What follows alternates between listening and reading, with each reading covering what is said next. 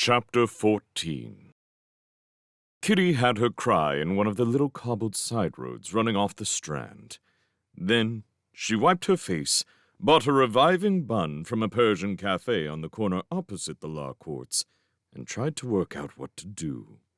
She certainly could not pay the fine, and doubted her parents could either. That meant she had a month in which to find £600, or she, and perhaps her parents too, would be bound for the debtor's prison. She knew this because before she had managed to exit the echoing courtrooms, one of the black-suited clerks had appeared, tugged respectfully at her elbow, and thrust an order for payment, with the ink still wet upon it, into her trembling fingers. It spelled out exactly what the penalties were. The thought of informing her parents gave Kitty sharp pains in her chest. She couldn't face going home. She would walk beside the river first.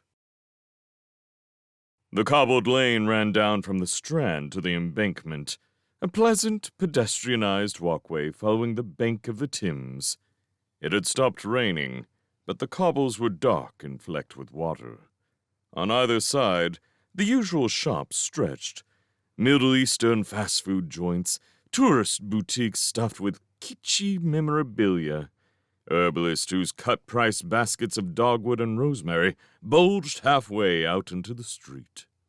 Kitty had nearly reached the embankment when a rapid tapping behind her heralded the sudden appearance of a stick, followed by an ancient man, half hobbling, half stumbling out of control down the cobbled slope. She jumped back out of his way. To her surprise, instead of careening onwards and ending up in the river, the man halted, with much scuffling and gasping, directly beside her. "Miss Jones." The words wheezed out between each gasp of breath. She spoke heavily. "Yes." Some other clerk with a new demand. "Good. Good. Let me get my voice back." This took a few seconds, during which time Kitty observed him closely. He was a thin, bony, and aged gentleman, bald on top, with a semicircle of dirty white hair acting as a ruff to the back of his skull. His face was painfully thin, but his eyes were bright. He wore a neat suit and a pair of green leather gloves. His hands wobbled as he leaned upon his stick. At last. "Sorry about that. Afraid I'd lost you. Started along the Strand first. Turned back. Intuition." "What do you want?" Kitty had no time for intuitive old men. "Yes, getting to the point. Good. Well, I was in the gallery just now. Court 27. Saw you in action." He regarded her closely. "So?" "Wanted to ask one question. Simple one, if you don't mind." "I don't want to talk about it, thank you." Kitty made to move off, but the stick shot out with surprising speed and gently barred her way. Her anger fizzed inside her. In the mood she was in, kicking an old man down the street did not seem beyond possibility. "Excuse me," she said. "I've got nothing to say." "Understand that. Really. Might be to your advantage, though. Listen, then decide. The black tumbler, sitting at the back of the court, a bit deaf. Thought you said the tumbler hit you." "I did. It did." Knocked you out, you said?" "Yes." "Flames and smoke all around you? Searing heat?" "Yes. But court didn't accept it." "No. Now I really must go." Kitty sidestepped the outstretched stick and trotted the last few meters down to the embankment. But to her surprise and fury, the old man kept up with her, continually jabbing his stick out at an angle so that it became entangled with her legs, or tripped her feet, or forced her to take outsized steps to avoid it. At last she could take it no longer.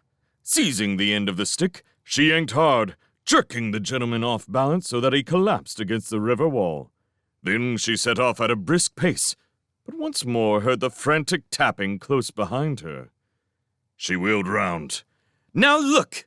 He was hard on her heels, whey-faced, gasping. "Miss Jones, please! I understand your anger, truly, but I am on your side. What if I said that I could pay the fine that the court has levied?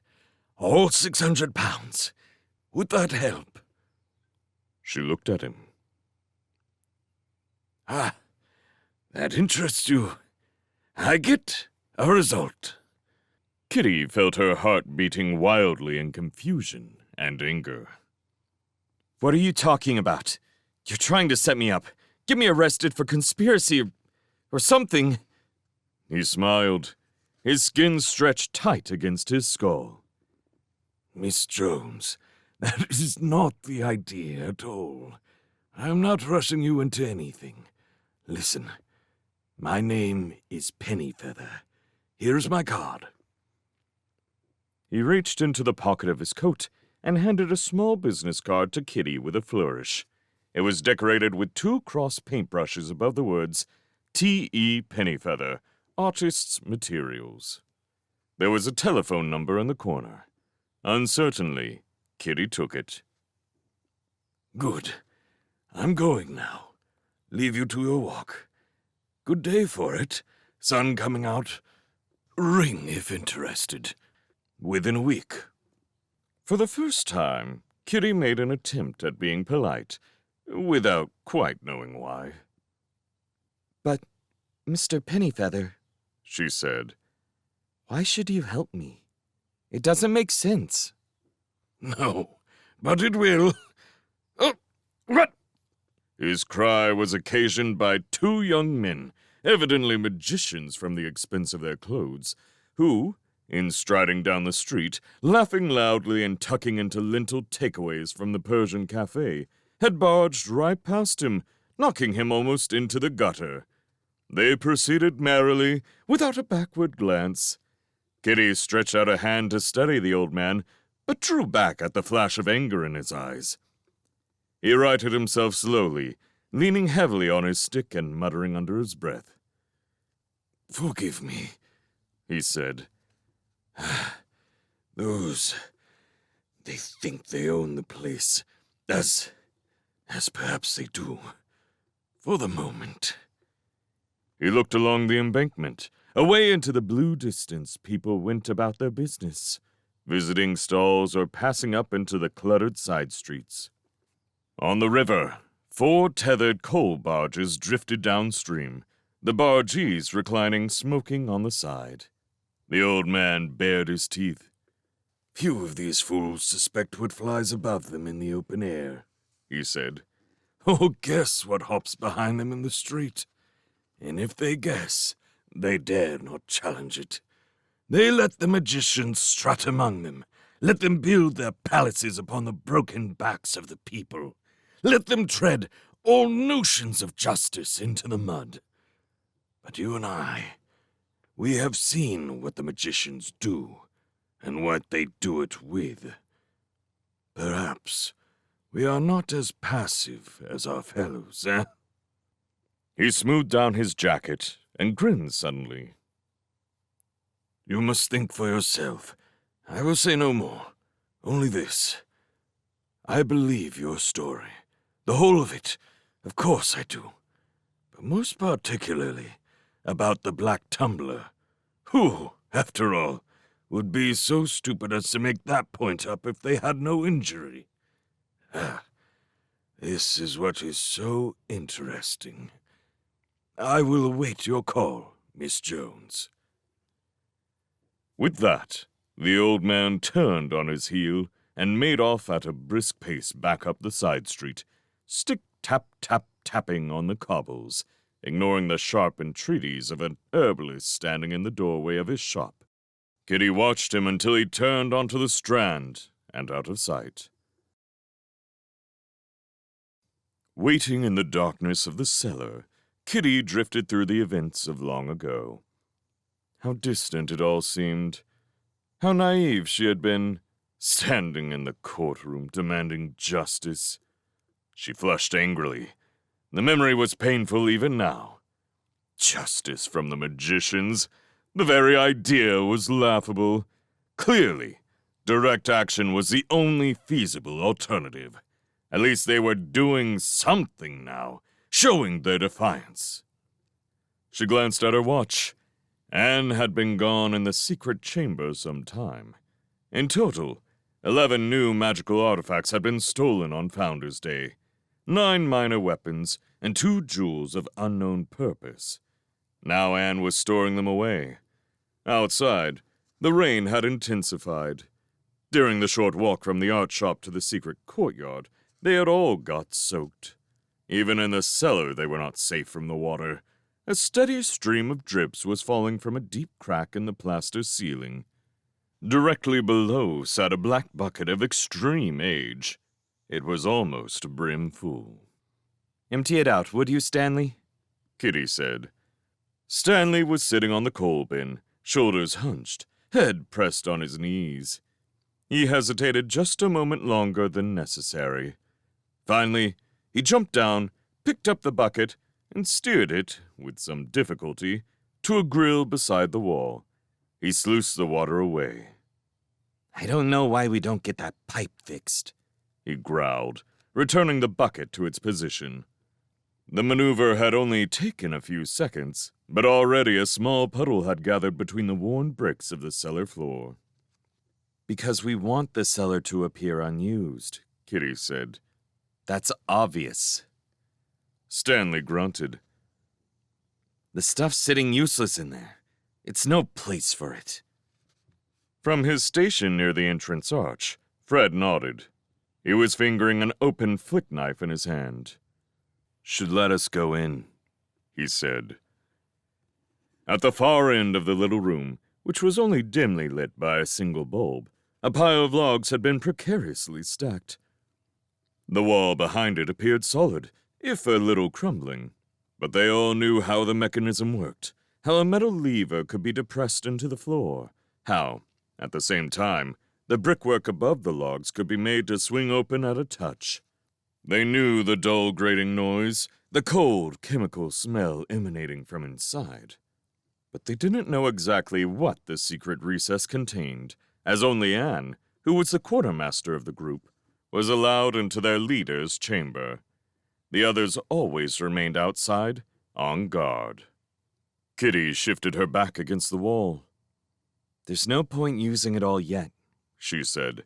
"We need to save as much as possible. Wait till we have more support." "Like that's ever going to happen." Stanley had not returned to the coal bin, but was pacing fretfully around the cellar. "Nick's right. The commoners are like oxen. They'll never do anything." "All those weapons in there," Fred said wistfully. "We should be doing more with them, like Mart did." "Didn't do him much good," Kitty remarked. "Prime Minister's still alive, isn't he? And where's Mart? Food for the fishes." She'd intended it to wound, and it did. Stanley had been close friends with Martin. His voice rose a pitch, harsh and resentful. "He was unlucky. The sphere wasn't strong enough, that's all. He could have had Devereux and half the cabinet. Where's Anne? Why can't she hurry up?" "You're kidding yourself." Kitty pursued the point bitterly. "Their defenses were too strong. Mart never had a chance. How many magicians have we killed in all these years? 4, 5? And none of them any good. I'm telling you, weapons or not, we need a better strategy." "I'll tell him you said that," Stanley said. "when he gets back." "You would, you little sneak." Kitty's voice was scathing. Even so, the thought of it made her shiver. "I'm hungry," Fred said. He pressed the button on the hasp of his knife, flicked out the blade again. Kitty looked at him.